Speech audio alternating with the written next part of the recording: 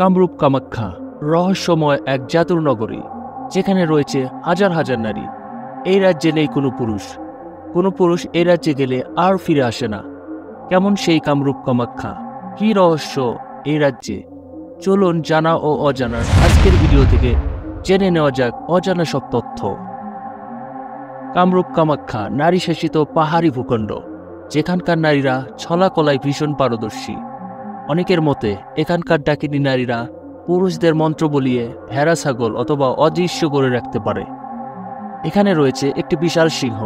কোনো পুরুষের কানে এই সিংহের ডাক পৌঁছালে তার পুরুষাঙ্গ ফেটে যায় বলে জানা গেছে। বাংলাদেশের সাপুরেরাও এই কামরূপ কামাখ্যা নিয়ে অনেক মুখরোচক গল্প শোনায়। সত্যি কি জাদুটোনার দেশ এই কামরূপ কামাখ্যা? এখানে রয়েছে কামাখ্যা মন্দির, যা হাজার রহস্যে মোড়া।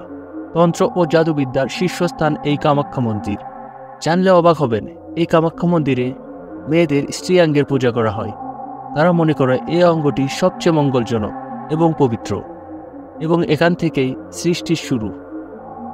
এই রাজ্যে কোনো পুরুষ প্রবেশ করলে এখানকার নারীরা তাকে নিয়ে হৈ হুল্লোড় শুরু করে দেয়। পুরুষকে নেওয়ার জন্য নারীরা কারাকারি করতে থাকে। যুবতীদের রাজত্ব চলে এখানে। দুর্গম পাহাড়ি পথ পাড়ি দিয়ে যেতে হয় এই কামরূপ কামাখ্যাতে।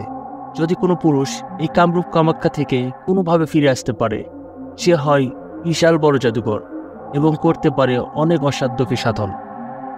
কামরূপ কামাখ্যার আশেপাশে অরণ্য ও পথে দেখা মেলে ভূত পেতনি আর ডাকিনী যোগিনীর। প্রাচীনকালে কামরূপ কামাখ্যার নাম ছিল প্রাগজ্যোতিষ। বর্তমানে ভারতের আসাম রাজ্য এবং বাংলাদেশের সিলেটের অংশ এটি।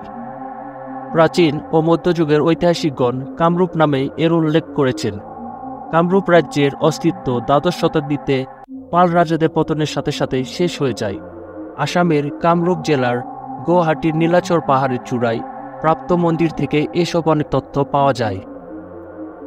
তো বন্ধুরা, ভিডিওটি ভালো লাগলে লাইক, কমেন্ট ও সাবস্ক্রাইব করতে ভুলবেন না। নতুন কিছু জানতে এবং বিস্ময়কর বিভিন্ন প্রশ্নের উত্তর পেতে চোখ রাখুন জানা ও অজানায়।